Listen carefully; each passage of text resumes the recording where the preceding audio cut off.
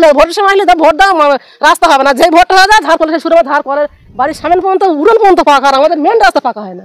যারা পাওয়ার যোগ্য ছিল তাদের পাশে আমাদের আইএসএফ এর যারা কর্মী ছিলেন সহযোগিতা করে ঘরগুলো ঢুকিয়েছে এবং পাড়াতে ঘরে বাড়ি এসেছে, কারণ এর আগেও এত থেকে বেশি বেশি ঘর এসেছে, কিন্তু সেসব শাসক দলের নেতারা লুট করেছে সেগুলো। ঘরের দোকান কাটা উঠতে চাতারা করে রাস্তা কয়বার 10 বছর মাপলে আছে, একবার রাস্তা হয় না। সারা বছর মাপলে ভোটের সময় আসলে ভোট দাও, রাস্তা হবে না। যে ভোটটা হয়ে যায় ধার করলে শুরু ধার করে বাড়ির সামনে পর্যন্ত উড়ন পর্যন্ত পাকা, আর আমাদের মেন রাস্তা পাকা হয় না। রাজনৈতিক ভোট আসলে তৃণমূল কংগ্রেসের স্টেজ থেকে তো একটাই স্লোগান অন্তত উঠবে যে আমাদেরকে ভোট দিন, আপনাদের উন্নয়নে ভরিয়ে তুলবো আপনাদের এলাকা। পানীয় জলের অসুবিধা থাকবে না, ঘরের অসুবিধা থাকবে না।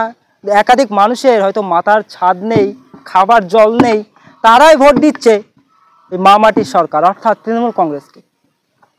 আর সে উন্নয়নের নিরিখে তারা ভোট চাইবে সাধারণ মানুষের কাছে।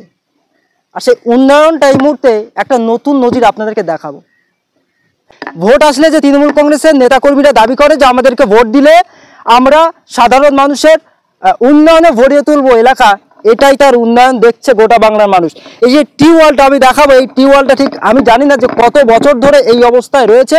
এখনো পর্যন্ত এই এলাকার যারা মা বোনেরা রয়েছে, সাধারণ মানুষ রয়েছে, তাদের কতটা অসুবিধার মধ্যে পড়তে হয়। এবং আমি দেখাবো এই যে কলটা, আমি একটু টেনে দেখাবো অডিয়েন্সদের, আমার দর্শকদের।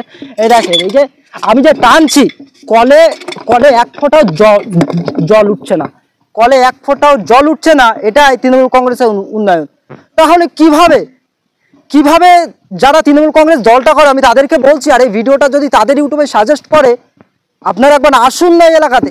আমি দেখালাম একসঙ্গে দুটো টিউবওয়েল, আমি দেখালাম যে একটা আছে ওই সাইডে, আমি আমার ক্যামেরা জার্নালিস্টকে বলবো, একটা আছে এইখানে আর একটা আছে ঠিক আমার এই সাইডে। এই দুটো টিউবওয়েলে একটা মা একটা বোন যদি এইখানে জল নিতে আসে, সে অত সহজে জল খেতে পারবে না। এটাই তৃণমূল কংগ্রেসের উন্নয়ন। এই মুহূর্তে আমার সাথে রয়েছে ঠিক এই অঞ্চলের আইএসএফ নেতা সাজ্জু মোল্লার সঙ্গে আমরা কথা বলার চেষ্টা করব যে কত বছর ধরে এই টিউবওয়েল এই অবস্থায় রয়েছে, কেন মমতা বন্দ্যোপাধ্যায় সরকার থাকা অবস্থায় কেন তৃণমূল কংগ্রেসের নেতারা কেন এই উন্নয়ন থেকে বঞ্চিত করে রেখেছে। আমরা কথা বলার চেষ্টা করব কত বছর ধরে এই টিউবওয়েলটা। এটা কম হলেও 6-7 বছর খারাপ হয়ে পড়ে আছে বড়টা, আর ওটা জল আরও বেশি হবে। আর যেটা রানিং আছে ওই কলে জল নিতে গেলে অনেকেরই মা বোনেদের দাঁত ভেঙে গিয়েছে, অনেকেরই হাতের কবজা নষ্ট হয়েছে, মানে এমন প্রেশার হয় ওই কলে।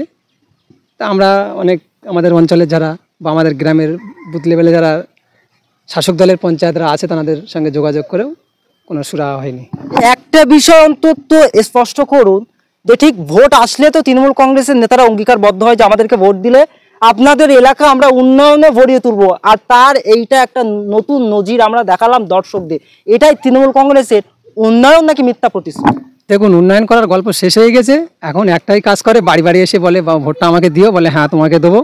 আর সঙ্গে সঙ্গে বলে যে তুমি আমাকে ভোট দেবে তো, বলছে হ্যাঁ আমি ভোট দেবো, তাহলে ঠিক আছে কালকে তুমি ভোট দিতে তোমাকে যেতে হবে না। এখন ওটা করছে না, এখন ওই গুন্ডামি মস্তানি করি ভোটটা করাচ্ছে। উন্নয়নের নিরিখে আর ভোট হচ্ছে না, মানুষ সব জেনে গিয়েছে উন্নয়নের নিরিখে ভোট হয় না, গুন্ডামি করি ভোটটা করাচ্ছে। বলবেন এই যে সাধারণ মানুষেরা দিনের পর দিন তারা লাঞ্ছিত বঞ্চিত, এখনো পর্যন্ত যারা তৃণমূল কংগ্রেস দলটা করে এখনোই কি তারা সত্যি ঘুমিয়ে আছে? একদম ঘুমিয়ে আছে। তারা একমাত্র পেট পুঁজি করার জন্য তারা ঘুমিয়ে আছে, আর সাধারণ মানুষ ভাঙড়ে নেই। যারা লুট করে খাচ্ছে তারাই আছে। আর একটা কথা বলবো, আইএসএফ ছিল বলে প্রায় পাড়াতে 5টা-7টা করে এবার ঘর এসছে, কারণ বিরোধী শক্তি আছে বলে। আগেও ঘর এসেছে এরকম ঘর, কিন্তু যাদের 2তলা 3তলা 1তলা বাড়ি তাদের সঙ্গে কম্প্রোমাইজ করে তারা ঘর ঢুকিয়েছে, কিন্তু এবারে সেটা হয়নি। এবার